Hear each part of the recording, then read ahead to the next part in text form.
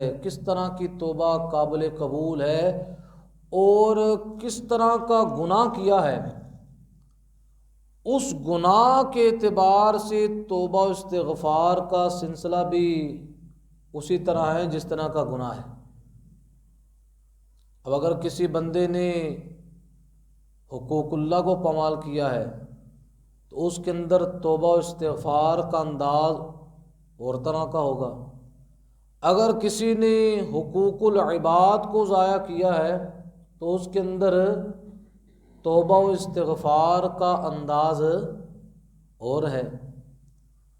تو یہ ایک ہوتا ہے زبان کے ذریعے سے بندہ یہ کہ یا اللہ مجھے معاف فرما۔ اب ایک بندہ ایک گناہ کا عادی ہے، زبان سے اگرچہ روزانہ وہ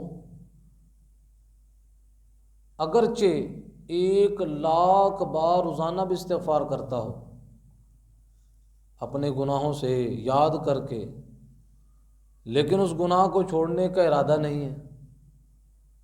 اس گناہ کو چھوڑنے کا ارادہ مثلا یہ وہ توبہ کرتا ہے کہ یا اللہ عز و جل میں اپنے اس گناہ کا اعتراف کرتا ہوں کہ میں نے آج 5 نمازیں چھوڑی ہیں، یا میں نے اپنی زندگی کے اندر 1 سال نمازیں نہیں پڑھی، یا اللہ اس سے میں توبہ کرتا ہوں۔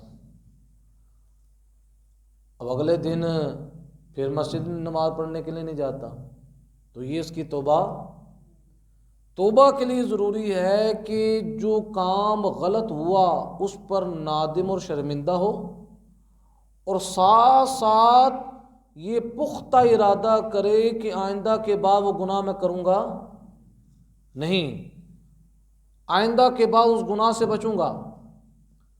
اور اس گناہ سے بچنے کا انداز یہ ہے کہ اگلے دن سے نماز بھی شروع کرے، اور جو نمازیں زمانے ماضی کے اندر جتنی رہ چکی ہیں اس کا حساب لگائے، اس کا حساب لگا کر اس کی پھر قضا کرے، قضا کی ادائیگی کا سلسلہ شروع کرے۔ اب یہ مطلب نہیں کہ چلو جتنی رہ گئی ہیں وہ تو پھر اللہ کے حوالے، اب آئندہ سے انشاءاللہ میں پکا نمازی بن جاؤں گا، تو وہ جو پیچھے رہ چکی ہیں اس کا نظام بھی پورا کرنا پڑے گا۔ اور یہ ایسا علم ہے توبہ و استغفار کا جس کو سیکھنا ضروری ہے۔ ہمارے معاشرے کے اندر لوگوں کو توبہ و استغفار کا پتہ ہی نہیں ہے کہ ہم نے توبہ کرنی ہے۔ پھر کئی دفعہ لوگ کہتے ہیں کہ میں تو اللہ رب العزت کی بارگاہ میں کئی دفعہ توبہ کر چکا ہوں۔ اب جس طرح ہمارے معاشرے کے اندر یہ بھی ایک بہت زیادہ سلسلہ چلا ہوا ہے کہ 3 لوگ اپنی بیویوں کو طلاقیں دے دیتے ہیں، 3 کیا بلکہ کئی دفعہ طلاقیں دیں۔ اب ہوتا ہے نادم شرمندہ ہوتے ہیں، یہ کام ہم سے بڑا غلط ہو گیا۔ پھر کیا ہوتا ہے، چلو یار جہالت کی بنیاد پر دیگ بنا لیتے ہیں کہ چلو یہ ہماری طلاق کا کفارہ بن گیا، اور نیت کرتے ہیں کہ آئندہ کے بعد ایسا لفظ میں منہ سے نکالوں گا تو یہ توبہ ہو سکتی ہے۔ یہ تو خالصتاً اللہ تبارک و تعالیٰ کے ساتھ مذاق کرنا ہے، اس کے غضب کو دعوت دینا ہے کہ بندہ یہ کہے کہ میں نے اب سچے دل سے توبہ کر لی ہے، مسجد کے اندر جا کر میں نے توبہ کے نفل بھی پڑھے ہیں، اور میں نے 500 بندوں کو بٹھا کر کھانا بھی کھلایا ہے۔ اور آپ کو پتہ ہے پھر لوگ یہ باتیں کرتے ہیں اللہ تو بڑا رحیم ہے، اللہ تو بڑا ہی کریم ہے، وہ بڑا بخشنے والا ہے، وہ اپنے بندوں کو معاف کرنے والا ہے۔ تو اگرچہ مجھ سے یہ کام غلط ہوا ہے، میں مانتا ہوں مجھ سے غلط کام ہوا ہے، کیا ہوا ہے، مجھ سے غلط کام ہوا ہے، اب آئندہ کے بعد میں نے پکا ارادہ بھی کر لیا ہے کہ اب میں طلاق سے اپنی بیوی کو دوں گا، اگرچہ پہلے میں نے 3 دے دی ہوئی ہیں، اب دوں گا۔ اب جتنا مرضی وہ کرے، اب شریعت اس کو کہہ رہی ہے کہ وہ اس عورت کو اپنے پاس رکھ نہیں سکتا، اس کے لیے شریعت نے 2 ہی حل بتائے ہیں، یا کیا ہے دونوں اپنے راستے الگ الگ کر لیں، یا دوسرا طریقہ جس کو شریعت اسلامیہ نے بیان فرمایا، وہ عورت جو ہے اپنی عدت گزارنے کے بعد دوسرے کے ساتھ نکاح کرے، اب وہ دوسرا خامن جو ہے اس کو بعد میں طلاق دے، اس کی عدت گزارنے کے بعد پھر یہ پہلے کے پاس آ سکتی ہے۔ اب یہ پورا ایک شریعت کا ایک نصاب ہے، شریعت کا ایک پورا طریقہ ہے۔ اب اگر کوئی بندہ اس طریقے سے ہٹ کر کوئی تیسرا طریقہ اختیار کرتا ہے، اپناتا ہے، اور ساتھ یہ بھی دعویٰ کر رہا ہے کہ میں اپنے اس کام پر بڑا نادم و شرمندہ ہوں، کیا اس کی توبہ ہوگی؟ توبہ نہیں ہوگی، بلکہ توبہ کے انداز کے اندر وہ اللہ تبارک و تعالیٰ کے غضب کو دعوت دے رہا ہے۔ تو یہ ہمارے معاشرے کے اندر تباہی اور بربادی کی بنیاد جو ہے وہ یہی ہے۔ ایک تو ہم گناہ کرتے ہیں، دوسرا اس گناہ سے نکلنے کا انداز ہمیں پتہ نہیں ہے کہ ہم نے اس گناہ سے نکلنے کا انداز کون سا ہے جس سے میں اس گناہ سے کیا ہو جاؤں، نکل آؤں، اور اللہ تبارک و تعالیٰ کی بارگاہ میں کیا ہو جاؤں، سرخرو ہو جاؤں، اللہ کی بارگاہ میں کامیاب ہو جاؤں۔ لیکن وہ بندہ ساری زندگی یہی سمجھتا ہے کہ یار میں نے توبہ کر لی ہے، میں نے اپنے اللہ کی بارگاہ میں جا کر مکے کے اندر بھی دعا کی تھی، مدینے کے اندر بھی دعا کی تھی، اللہ تعالیٰ کی بارگاہ میں ہر وقت ہی میں استغفار کرتا رہتا ہوں، لیکن وہ استغفار جو شرائط کے مطابق نہیں ہوگا، جو قرآن و سنت کے بتلائے ہوئے طریقے کے مطابق نہیں ہوگا، تو وہ استغفار اور توبہ قابل قبول نہیں ہے۔ تو توبہ کے قابل قبول ہونے کے لیے ضروری ہے کہ اس کو اس کے انداز کے ساتھ، جو انداز قرآن و سنت نے بیان کیا ہے، اس انداز کے مطابق ادا کیا جائے۔ اب میں نے آپ کے سامنے قرآن عظیم فرقان حمید میں سے ایک آیت مقدسہ تلاوت کی، اور یہ ایسا ٹاپک ہے کہ اگر اس پر قرآن پاک کی آیتیں میں بیان کرتا جاؤں تو قرآن پاک کی آیتیں ختم نہ ہوں۔ اتنا اللہ رب العزت نے قرآن عظیم فرقان حمید کے اندر استغفار کا حکم دیا۔ استغفار کرو، اللہ کی بارگاہ میں گناہوں سے معافی مانگو۔ اگر سورۃ الفاتحہ سے لے کر والناس تک پورے قرآن پاک کے اندر توبہ و استغفار کے حوالے سے بندہ اگر توجہ کرے تو بندہ یہی سمجھے گا یا پورا قرآن استغفار کے کہہ رہا ہے، پورا قرآن جو ہے وہ توبہ کا حکم دے رہا ہے کہ اللہ کی بارگاہ میں توبہ کرو، اللہ کی بارگاہ میں بخشش مانگو۔ تو یہ آیت جو میں نے خطبے کے اندر تلاوت کی ہے، یہ سورہ نور کی آیت نمبر 31 ہے۔ اللہ رب العزت ارشاد فرماتا ہے وَتُوبُوا إِلَى اللَّهِ جَمِيعًا، اور اللہ کی طرف توبہ کرواؤ مسلمانوں، ایھا المؤمنون، اے مومنو، سب کے سب اللہ رب العزت کی بارگاہ میں توبہ کرو۔ اب توبہ کا انداز یہ بھی ہوتا ہے کہ بندہ انفرادی توبہ کرتا ہے،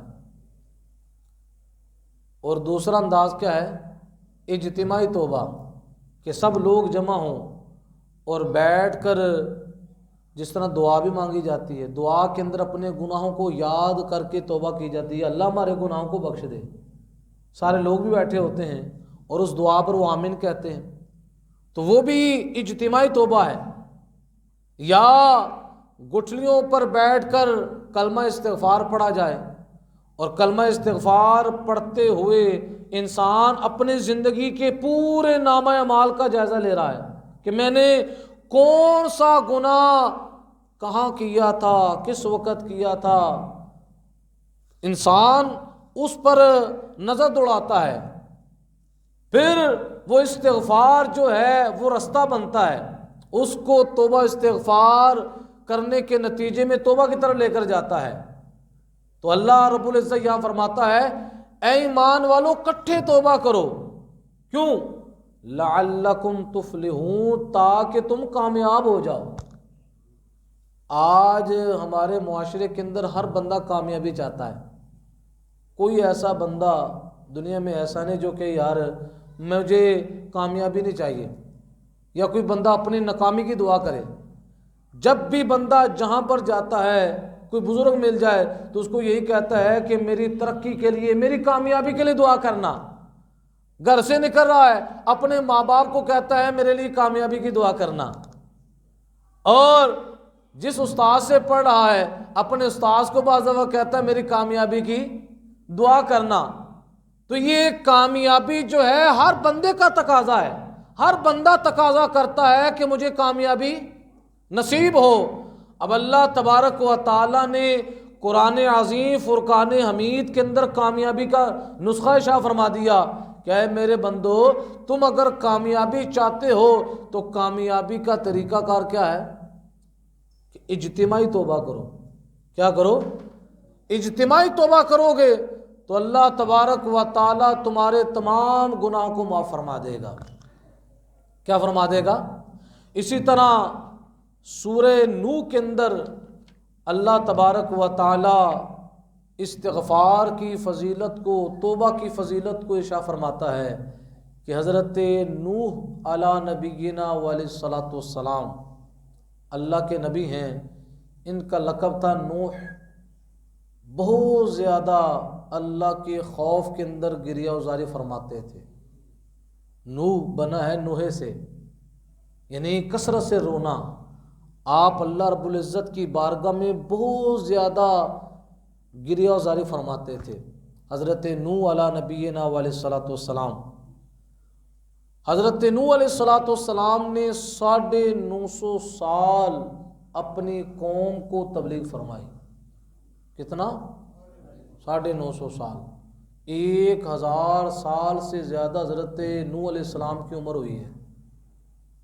آپ اپنی قوم کو دعوت دیتے تھے، لیکن آپ کی قوم کے کافر جو ہے بڑے سخت دل تھے، بڑے سخت دل تھے۔ آپ نے ان کو ہر لحاظ سے اللہ رب العزت کا پیغام پہنچایا، لیکن انہوں نے کیا کیا؟ انکار کیا، ہٹ درمی اختیار کی۔ تو پھر کیا ہوا؟ اس ہٹ درمی کے نتیجے میں اللہ تبارک و تعالی کا ان پر عذاب آیا۔ حضرت نوح علیہ الصلوۃ والسلام کی قوم پر کیا آیا؟ عذاب آیا۔ اور یہ اللہ تبارک و تعالی کا طریقہ ہے، یہ طریقہ الہی ہے کہ بڑے عذاب سے پہلے اللہ تعالیٰ چھوٹے چھوٹے عذابات بھیجتا ہے۔ بعض دفعہ ایسا ہوتا ہے نا، بہت بڑے زوال سے پہلے اللہ تبارک و تعالیٰ چھوٹے چھوٹے زوال بندوں کی طرف بھیجتا ہے، اور وہ اشارے ہوتے ہیں کہ بندہ اپنے آپ کو کیا کر لے؟ ٹھیک کر لے، اپنے آپ کو راہ راست کی طرف لے آئے۔ اب جو بڑا عذاب آنا تھا اس سے پہلے چھوٹا عذاب کیا آیا؟ حضرت نوح علیہ الصلوۃ والسلام کی قوم کے اندر جو عورتیں تھیں وہ بانجھ ہو گئی۔ اب بچوں کا پیدا ہونا کتنی بڑی اللہ کی نعمت ہے۔ ایک بندے کے پاس بچوں کو باہر بھیج، ایک بندہ جو ہے اس کے پاس مال و زر کی صورت کے اندر بہت زیادہ نعمتیں ہیں، اس کے پاس رہنے کے لیے مکان بھی ہے، سواری کرنے کے لیے اعلیٰ سے اعلیٰ گاڑیاں بھی ہیں، اللہ کا دیا ہوا سب کچھ ہے، لیکن اس کے پاس اولاد کی نعمت نہیں۔ جب اولاد کی نعمت نہ ہو اس کے پاس تو وہ اپنے آپ کو خالی سمجھتا ہے کہ یار میرے پاس تو کچھ ہے ہی نہیں ہے۔ تو یہ اولاد کی نعمت کا ہونا یہ اعلیٰ درجے کی نعمت ہے کہ اولاد کا جو سلسلہ ہے نسل در نسل یہ چلتا ہے۔ مال کا کیا ہے؟ ہو سکتا ہے مال جو اس نے کمایا ہو وہ اس کی زندگی کے اندر 50 سال چلے، 100 سال چلے، ختم ہو جائے۔ مکان ہے وہ بھی 100 سال، 150 سال، 200 سال چلے، وہ پھر بک بکا کر کیا ہو جاتا ہے؟ تقسیم ہو جاتا ہے اس کی رقم۔ لیکن اولاد ایک ایسی نعمت ہے جس کا فیض نسل در نسل چلتا ہے، نسل در۔ آج بھی دیکھ لیں میرے آقا علیہ الصلوۃ والسلام کی اولاد پاک، کیسا فیض ہے سادات کرام کا۔ روئے زمین کے چپے چپے کے اندر میرے آقا علیہ الصلوۃ والسلام کی اولاد پاک جو ہے اپنا فیض لٹا رہی ہے. تو اولاد جو ہے یہ اللہ کی بہت بڑی نعمت ہے. اب ایک بندہ جو ہے اس کو اللہ تبارک و تعالیٰ نے مال کی دولت دی، اس کو گھر کی نعمت دی، اس کو سواری کی نعمت دی، اس کو اعلیٰ سے اعلیٰ کھانے اور مشروبات کی نعمت دی، لیکن اگر اس کے پاس اولاد کی نعمت نہ ہو تو وہ بندہ اپنے آپ کو خالی سمجھتا ہے. کیا سمجھتا ہے؟ اور اولاد کی نعمت کے اندر انسان کا اپنا کردار نہیں ہے. جب تک اللہ تعالیٰ نہ چاہے تو اولاد کا پھل انسان کو مل سکتا. کئی دفعہ ایسے ہو جاتے انسان ڈاکٹروں کے پاس جا کر حکیموں کے پاس جاتے ہیں، 10 سال جا رہے ہیں، اولاد نہیں ہو رہی، دوائیاں کھا رہے ہیں کہ اللہ تعالیٰ کرم کر دے. لیکن کئی دفعہ ایسا ہوتا ہے 15 سال کے بعد اللہ تعالیٰ نے بیٹا دیا. کبھی ہمیں نعمت کا احساس نہیں ہوتا. آج شادی ہوئی ہے تو سال کے بعد اللہ تعالیٰ نے اولاد کی نعمت دے دی ہے. تو انسان کو نعمت کی قدر کا اس وجہ سے نہیں پتہ چلتا، فوراً مل گئی. اگر انسان کو نعمت کس انداز سے ملے کہ اس کو 20 سال انتظار کرنا پڑے. اب جس کو 20 سال اولاد کا انتظار کرنا پڑا، کبھی آپ نوٹ کریں جس کے ہاں بچہ 20 سال کے بعد ہوا ہے وہ بچے کا بڑا لحاظ کرتا ہے، بچے کے ساتھ محبت کا انداز بڑا ہوتا ہے. کوئی اس کو کچھ کہہ بھی دے تو اس کا دل کیا ہوتا ہے، اندر سے ڈرتا ہے اس بچے کو کچھ کہنا، کیونکہ اس کو نعمت کا احساس ہے. اور جس کو نعمتوں کے اللہ تعالیٰ ڈھیر لگا دے اس کو پتہ نہیں ہوتا بچہ کہاں پہ ہے، گلیوں میں کھیل رہا ہے یا گھر میں ہے. بعض کو پتہ ہی نہیں ہوتا، باپ کو پتہ نہیں ہوتا، ماں کو پتہ نہیں ہوتا. تو حضرت نوح علیہ الصلوۃ والسلام کی قوم کے اندر کیا آیا، 950 سال تبلیغ فرمائی. انہوں نے جس وقت بات کو مانا نہیں تو اللہ تعالیٰ کا یہ اصول ہے، اللہ کا قانون ہے. اللہ بڑے عذاب سے پہلے چھوٹے چھوٹے عذاب بھیجتا ہے. کیا کرتا ہے؟ وہ چھوٹے چھوٹے عذاب جو ہوتے ہیں وہ اشارہ ہوتے ہیں کہ بندے اپنی زندگی کو ٹھیک کر.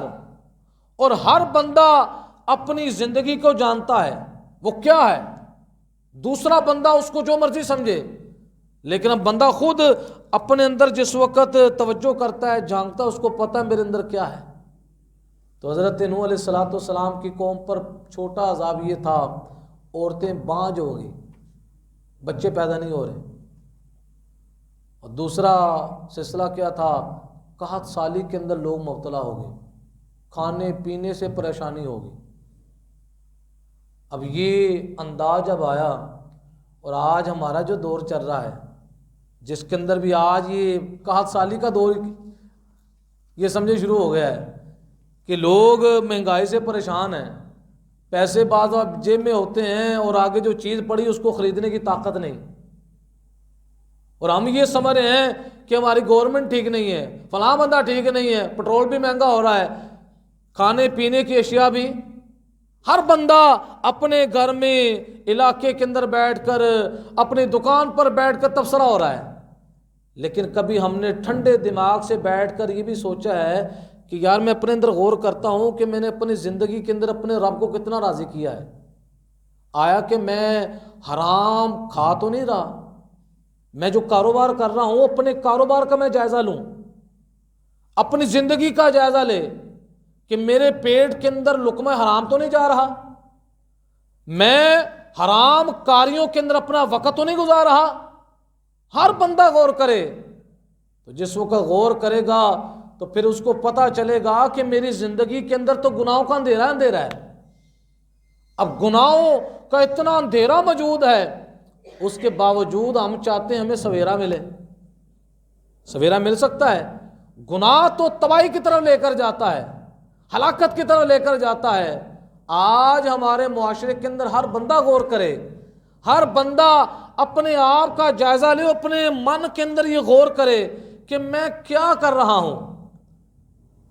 اپنے کھانے پینے کے معاملات کے اندر غور کرے کہ میں یہ لقمہ کھا رہا ہوں، یہ پیسہ میں نے حاصل کیا ہے کس جگہ سے حاصل کیا ہے، وہ ذریعہ حلال کا تھا یا وہ ذریعہ حرام کا تھا.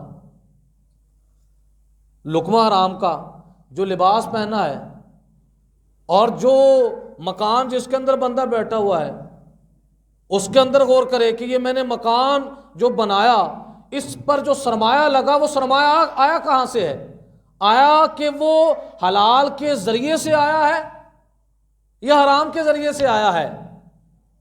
تو انسان جب یہ غور کرے تو اس کو پتہ چلے گا کہ نتیجہ کیا آتا ہے۔ آج ہمارے معاشرے کے اندر ہم میں سے ہر بندہ جانتا ہے مسلمان کو زہر پلا رہا ہے۔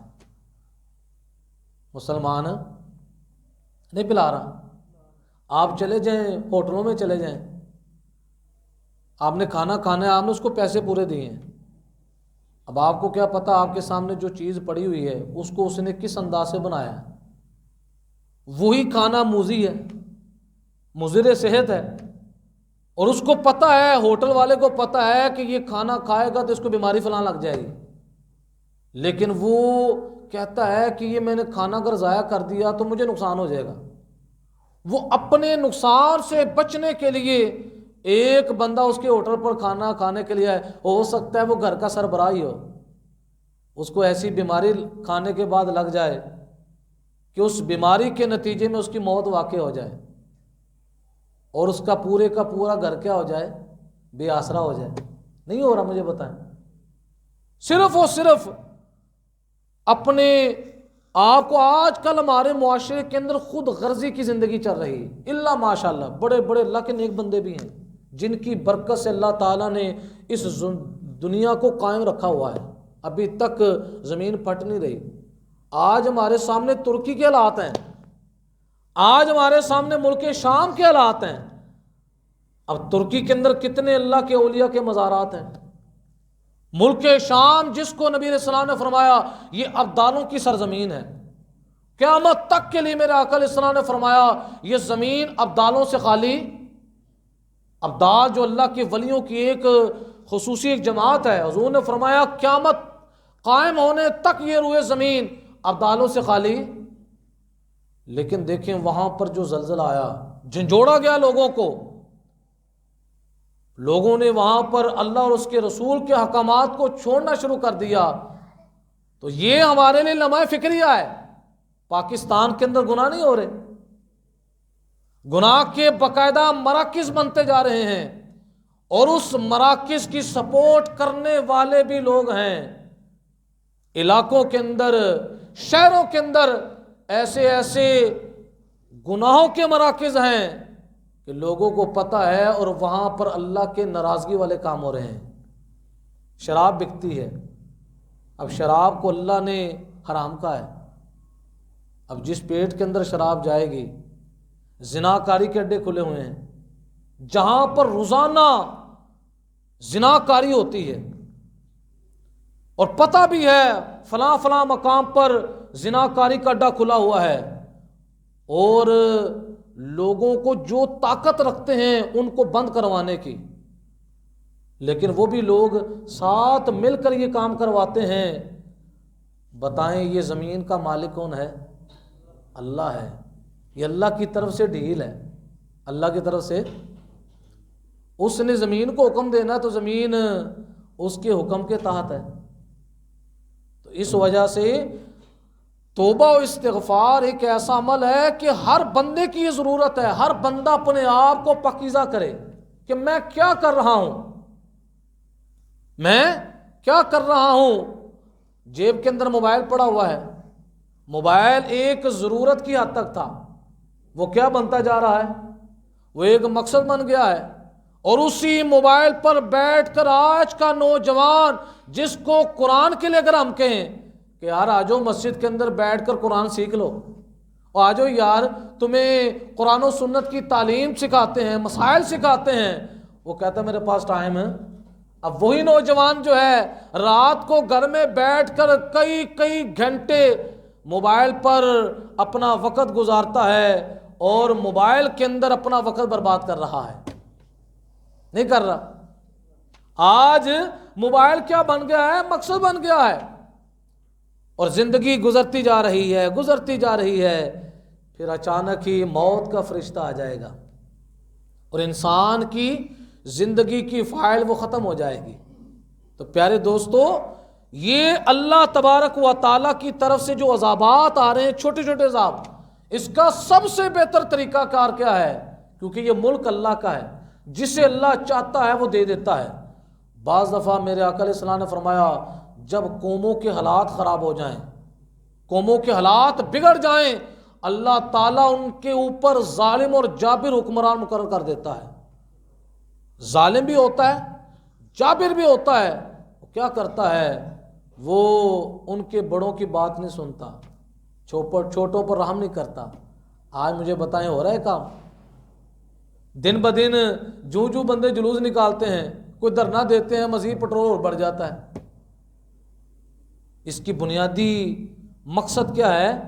بنیادی مقصد ہمارے برے اعمال ہیں۔ جب تک ہم اپنا قبلہ درست نہیں کریں گے، اپنے آپ کو ٹھیک نہیں کریں گے، ہماری مسجدیں نماز کے لیے نہیں بڑھیں گی۔ اتنا بڑا علاقہ ہوتا ہے، نماز پڑھنے والی 2 صفیں ہوتی ہیں، نماز پڑھنے والی 3 صفیں ہوتی ہیں۔ اب دیکھیں اتنی بڑی مسجد ہے، اور یقین کریں اگر جمعے کے لیے لوگ نکل آئے اپنے گھروں سے تو یہ مسجد تنگ پڑ جائے۔ پھر علاقے والوں کو اس چیز کی ضرورت محسوس ہو کہ ہمارے علاقے کے اندر ایک مسجد نہیں کئی مسجدیں ہونی چاہیے، جگہ تنگ ہے کہ مسجد نمازیوں سے کیا ہو جاتی ہے۔ لیکن اس کے برخلاف آپ چلے جائیں شیطانی اڈوں پر، وہ آبادی کی طرف جا رہے ہیں، سینما گھروں کی طرف چلے جائیں، آباد ہیں جہاں پر ایسے ایسے لوگ کہ وہ شیطانیت کے رستے کی طرف چلا رہے ہیں، چاہے وہ مرد ہو چاہے وہ کیا ہو، عورت ہو، شیطانیت کے رستے کی طرف لے کر جا رہے ہیں۔ فلم بنانے والا فلم بناتا ہے اور ساتھ اللہ کا شکر ادا کر رہا ہے۔ آپ نے سنا ہو جب انٹرویو ہوتا ہے وہ کہتے ہیں اللہ کا بڑا شکر ہے اس مرتبہ فلم بڑی کامیاب ہوئی ہے، اس کو پوری دنیا کے اندر پذیرائی ملی۔ آپ اس سے اندازہ لگا سکتے ہیں کہ اس کا دل کتنا مر چکا اندر سے۔ ایک تو اس نے پاپ کیا ہے، گناہ کیا ہے، اور دوسرا گناہ کر کر گناہ پر ہی اللہ کا شکر ادا کر رہا ہے۔ ایسا ہوتا ہی نہیں ہوتا۔ کوئی لوگ کہتے ہیں اس مرتبہ تو اللہ کا بڑا کرم، اور وہی فلم میں ایکٹر جو ہوتا ہے داتا صاحب جا کے چادر چڑھا رہا ہوتا ہے، وہاں پر جا کر لوگوں کے اندر غریبوں کے اندر دینگ باغ بانٹ رہا ہوتا ہے۔ اب حرام کا پیسہ ہو اور اللہ کے راستے میں دے، یہ تو اللہ تعالیٰ کی بے ادبی اور توہین ہے۔ اللہ تعالیٰ پاک ہے، اور کون سا مال قبول کرتا ہے؟ پاک مال قبول کرتا ہے۔ حرام کاری کرے کوئی بندہ اور حرام کاری کے ذریعے حاصل کیا ہو مال، اس کی محفل کروا دے، اس سے لوگوں کو راشن بانٹ دے، اس سے لوگوں کو کھانا کھلا دے، ایسا کھانا ایسا راشن اللہ کو قابل قبول ہے؟ اور روزی کیا ہو، حلال کی ہو، چاہے 100 روپیہ ہو، اللہ کی رضا کے لیے اس کو اللہ کے راستے میں خرچ کرے، وہ 100 روپیہ نہیں ہے، اس کے آگے دنیا کے کروڑوں روپیہ اربوں روپیہ وہ بھی حیثیت نہیں رکھتے کہ اس نے جو حلال کا پیسہ کمایا ہے۔ اور آج یہاں پر سسٹم کیا ہے، وہ الٹ ہوتا جا رہا ہے کہ لوگ گناہ بھی کرتے ہیں، چلو یار اس مرتبہ حج کر آئیں، حج کر کے جناب والا گناہوں سے صاف ستھرے ہو کر آ جائیں۔ یہ لوگوں نے بنایا ہوا ہے۔ حج بھی کون سے پیسوں کا ہو رہا ہے؟ رشوت کے پیسوں کا ہو رہا ہے، سود کے پیسوں کا ہو رہا ہے، حرام کاری کے پیسوں کا ہو رہا ہے۔ کیا ہی فلاں بندے نے جناب والا بیت اللہ کا حج کیا ہے، باقاعدہ تصویریں آتی ہیں، باقاعدہ مووی آتی ہے، حجر اسود کے پاس کھڑا ہو کر وہ اللہ کے حضور دعا مانگ رہا ہے، اور وہ ایسا بندہ ہے اس کو خانہ کعبہ کے اندر بھی جگہ مل گئی نفل پڑھنے کی۔ لوگ بڑا داد دیتے ہیں یار یہ تو بڑا فلمی ایکٹر ہے، لیکن اس کو کتنی مقدس جگہ کے اندر جگہ مل گئی ہے۔ کیا بیت اللہ کے اندر جگہ کا مل جانا قبول ہونے کی علامت ہے؟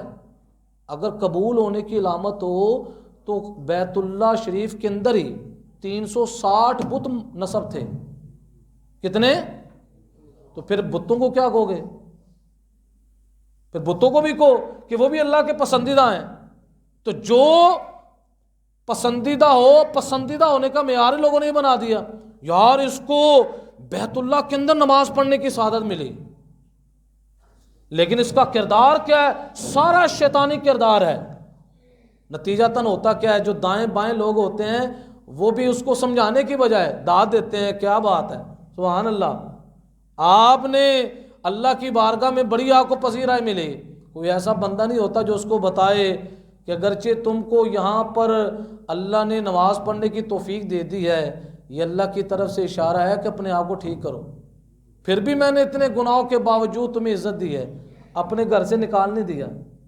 میری رحمت دیکھو کہ میں چاہتا تو تم بیت اللہ کے اندر داخل نہ ہو سکتے، اور جس طرح ابرہا ہاتھیوں کا لشکر لے کر آ رہا تھا داخل ہوئے۔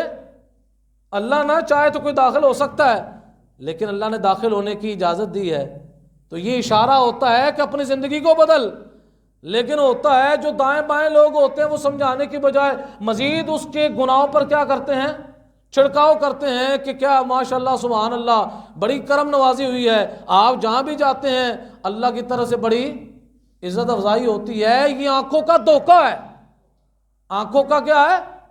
دھوکہ ہے کہ جو حرام کام کیے ہیں ایک ایک حرام کام کا حساب اللہ کی بارگاہ میں دینا ہوگا، اللہ کی بارگاہ میں۔ تو حضرت نوح علیہ السلام کی قوم کے اندر کیا ہوا؟ 950 سال اللہ کے نبی نے تبلیغ فرمائی، اور اتنے سخت کافر تھے، انہوں نے آپ کی تبلیغ کو قبول، تو کیا ہوا؟ عورتیں بانجھ ہو گئیں، کہہ سالی کا سلسلہ شروع ہو گیا۔ تو جس وقت حالات ٹائٹ ہوئے، بڑے بڑے لوگ ہوتے ہیں جو کہتے ہیں یار میرے پاس مسجد میں جانے کا ٹائم ہی نہیں ہے، فون ان کو کریں کہ آپ آیا کریں مسجد کے اندر نماز پڑھنے کے لیے، اور ٹائم ہی نہیں ہے، مصروفیت بہت زیادہ ہے، میں نے فلاں جگہ جانا ہوتا ہے۔ پھر ایک ایسا وقت آتا ہے جب اللہ کی گرفت آتی ہے، پکڑ آتی ہے، اسی بندے کو دیکھا جائے مسجد کے اندر بیٹھ کر تسبیح پڑھ رہا ہے، اس کو پوچھا جائے کہ آج ماشاءاللہ یہ سویرا کہاں سے ہو گیا؟ وہ کہتے یار مقصد یہ ہے کاروبار سارا لٹ گیا، مقدمہ بازی کے اندر ہر شے بک گئی، اب اللہ کے حضور بیٹھا ہوں، اللہ تعالیٰ مجھ پر مہربانی فرمائے۔ میں آپ کو بتاتا ہوں، یہ ممبر رسول پر بیٹھ کر بتاتا ہوں، میرے پاس ایک ایسا بندہ ارب پتی بندہ تھا، اتنا اس کا کروڑوں روپے کا کاروبار ہوتا تھا۔ وہ کہتا ہے لوگ کہتے تھے ہم غریب ہیں، میں ہنستا تھا کہ یہ لوگ کیا کہہ رہے ہیں، غربت تو ہے ہی نہیں، اتنا عروج تھا۔ اب وہ بندہ کس مقام پر آ گیا، آج وہ سبزی کی دکان لگا کر بیٹھا ہوا ہے۔ یہ صرف اور صرف نظروں کا دھوکہ ہوتا ہے۔ انسان سمجھتا نہیں، جب نعمتوں کی فراوانی ہوتی ہے انسان اپنے آپ کو ہی بھول جاتا ہے، اپنے آپ کو ہی۔ لیکن گرفت کس کے ہاتھ میں ہے؟ میرا اللہ کے ہاتھ میں ہے۔ تو جس وقت نوح علیہ السلام کی قوم پر یہ حالات طاری ہوئے نا، تو لوگ پھر مجبور ہو کر حضرت نوح علیہ السلام کے پاس آئے اور آ کر کہا کہ آپ اللہ کے حضور دعا کریں کہ اللہ تبارک و تعالی ہمارے حالات بہتر کر دے، ہماری عورتیں بانجھ ہو گئی ہیں، بچہ نہیں ہو رہا، کہہ سالے کے اندر ہم بھوکے مر رہے ہیں، کوئی سلسلہ ہی نہیں، نہ آٹا ہے، نہ دیگر کھانے پینے کی چیزیں ہیں، نہ اور اللہ کی طرف سے جو نعمتیں تھیں وہ بھی نہیں ہیں۔ اللہ کی بارگاہ میں جب اللہ تعالیٰ کسی کو مجبور کر کے پیش کر دے، وہ سپر پاور بنا ہوا تھا فرعون، ایک پانی کی لہر کو برداشت نہ کر سکا، بڑا وہ سپر پاور بنا ہوا تھا، اور وہ کہنے لگا آج میں نے موسیٰ کا نہیں چھوڑنا۔ اللہ نے فرمایا نکل تو صحیح، لاکھوں کا لشکر تھا اس کے ساتھ، اور حضرت موسیٰ علیہ السلام کے ساتھ بنی اسرائیل کے لوگوں کا ساتھ تھا۔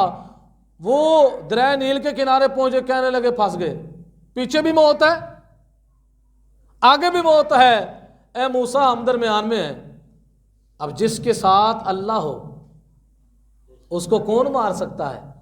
آج بھی ترکی کے زلزلے کا سلسلہ ہمارے سامنے ہے، آپ ویڈیو نکالیں، ایسے ایسے آپ کو ملبے کے اندر بچے نکلیں گے کہ ملبے کے اندر ان کو نکالا گیا ہے، کئی گھنٹوں کے بعد نکالا گیا ہے۔ واہ مولا تیری قدرت کاملہ کے جلوے کہ ملبے کے نیچے بچے صحیح و سالم نکل رہے ہیں، اور جس کو مارنا ہے ایک جھٹکا نہیں لگا مر گیا، اور جس کو اللہ بچائے اس کو کون مار سکتا ہے؟ کون سی بیماری اس کو مار دے؟ ایسی ایسی موذی بیماریاں ہیں لوگوں کو لگی ہوئی ہیں، ایک نہیں کئی لگی ہوئی ہیں، وہ بندے اپنا وقت گزار رہے ہیں، اور صحیح و سالم تندرست بندہ جو ہے ایک ہی موت کا جھٹکا لگتا ہے وہ قبر کے اندر اتر جاتا ہے۔ یہ چیزیں ہمیں بتاتی ہیں کہ قدرت کے جلوے کس کے ہیں؟ وہ اللہ کے ہیں۔ قدرت کاملہ کا مالک کون ہے؟ وہ اللہ ہے۔ تو جس وقت نوح علیہ السلام کی بارگاہ میں انہوں نے عرض کی کہ آپ اللہ کی بارگاہ میں دعا کریں کہ ہمارا مسئلہ حل ہو، تو اللہ رب العزت نے پھر وظیفہ ارشاد فرمایا۔ وہ وظیفہ ہم سب کا بھی ہے، اور آج ہم نے نیت کرنی ہے کہ وہ وظیفہ انشاءاللہ ہم اپنے گھروں میں بھی جاری کروائیں گے۔ آواز بڑی کم آئی ہے، اپنے گھر میں بھی انشاءاللہ اس وظیفے کا اہتمام کریں گے۔ اللہ رب العزت نے سورہ نوح کے اندر ارشاد فرمایا، استغفروا ربکم، اپنے رب سے استغفار کرو۔ نوح علیہ السلام آپ ان کو کہیں اپنے رب سے کیا کریں؟ استغفار کریں، توبہ کریں، اپنے گناہوں سے معافی مانگیں جو کام ہوا ہے، یعنی پہلے پچھلی زندگی کو کلیئر کریں۔ پہلے پچھلی زندگی کو، آج ہم اپنی پچھلی زندگی کو کلیئر، ابھی آگے شب برات آ رہی ہے، بڑے بڑے لوگوں کے نام لکھے جانے ہیں، کسی کا نام زندوں کے رجسٹر سے نکل کر مردوں کی لسٹ میں داخل کر دیا جائے گا۔ اب یہاں پر کتنے لوگ بیٹھے ہیں، پتہ نہیں کس کے ساتھ کیا ہونے والا ہے، کس کو حج کی سعادت ملنے والی ہے، کس کے ہاں بچہ پیدا ہونے والا ہے، کس کی شادی ہونے والی ہے، کسی کو پتہ؟ یہ میرا اللہ ہے جو شب برات کے موقع پر فرشتے روئے زمین کے چپے چپے پر پھیلے ہوئے ہوں گے، کبھی کسی کے گھر میں موت کا ٹکٹ کاٹ کر دے گئے اور بتا دیا ہے کہ فلاں دن یہاں سے جنازہ اٹھنا ہے، اور ساتھ ہی جو گھر والا ہے وہاں پر بچے کی ٹکٹ کاٹ گئے، فلاں دن اس گھر میں خوشیاں ہونی ہیں، اور خوشیاں اور غمیوں کے اندر ہم کوئی اختیار ہی نہیں رکھتے، رونے اور ہنسنے کے اندر ہمارا اپنا اختیار ہے، یہ اللہ ہے، چاہے تو رلا دے چاہے ہنسا دے، یہ اللہ کی قدرت کے جلوے ہیں، ہم اس چیز کو سمجھتے ہیں۔ تو جس وقت حضرت نوح علیہ السلام نے اللہ کے حکم سے یہ وظیفہ شاہ فرمایا، اے نوح علیہ السلام آپ ان کو کہیں استغفروا ربکم، اپنے رب سے استغفار کریں، انہ کان غفارا، وہ بڑا معاف فرمانے والا ہے، وہ بڑا معاف کرنے والا ہے، اللہ معاف کر دے گا۔ یرسل السماء علیکم مدرارا، تم پر موسلادھار بارش برسا دے گا۔ کیا کرے گا؟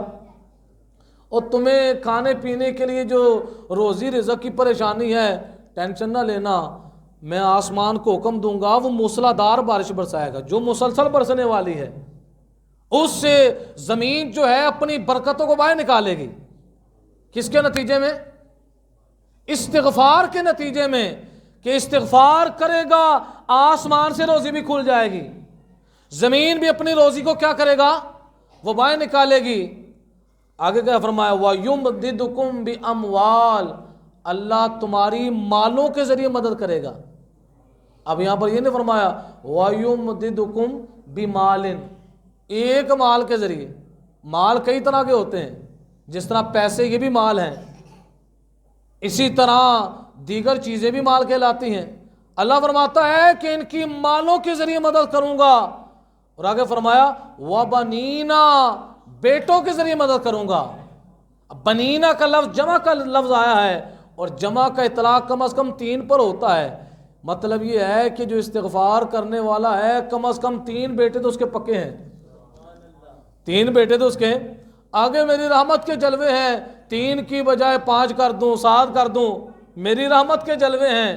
تو یہ اللہ کا وعدہ ہے، اور خود اس قرآن میں اللہ فرماتا ہے ان اللہ لا یخلف المیعاد، اللہ اپنے وعدے کے خلاف کرتا۔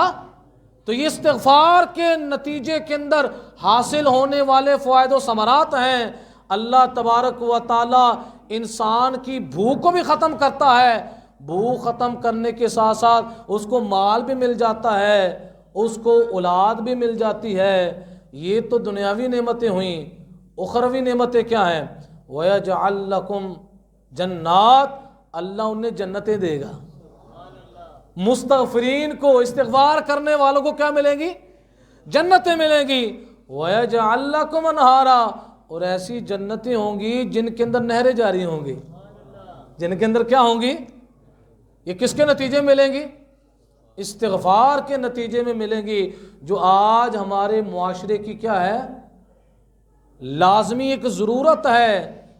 ہم میں سے ہر بندہ جو ہے وہ استغفار کا اہتمام کرے، اپنے گناہوں کو یاد کرے اور اس گناہ کی کیا کرے؟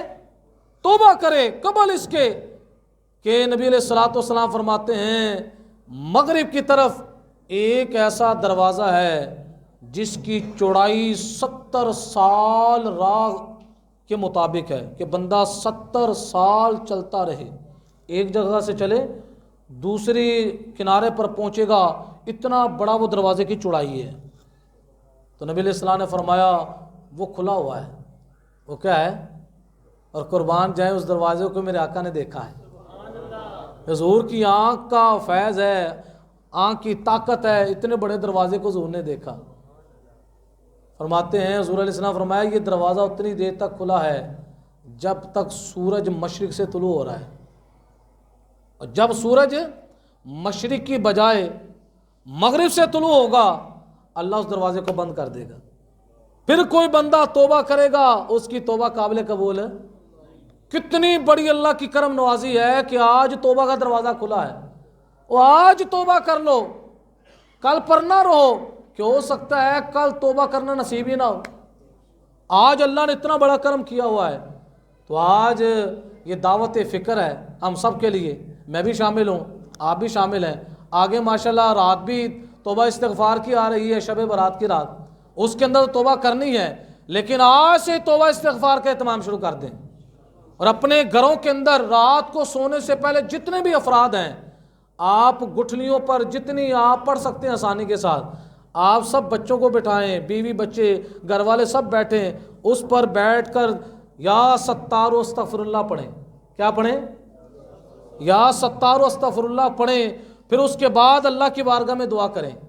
انشاءاللہ العزیز گھر میں کبھی زوال نہیں آئے گا، گھر میں بھی زوال نہیں آئے گا، زندگیوں میں زوال ہے، اور آپ کی زندگیوں کے اندر انشاءاللہ آہستہ آہستہ برکت آنا شروع ہو جائے گی۔ پھر ایک وقت آئے گا نماز پڑھنے کو بھی دل کرے گا، قرآن پڑھنے کو بھی دل کرے گا، دل صاف ہوگا، دل پاکیزہ ہوگا، دل کرے گا مسجد کے اندر بیٹھنے کا بھی، اور قرآن پڑھنے کا دل بھی کرے گا، کیونکہ استغفار جو ہے یہ دلوں کو دھوتا ہے۔ تو کون کون نیت کرتا ہے انشاءاللہ؟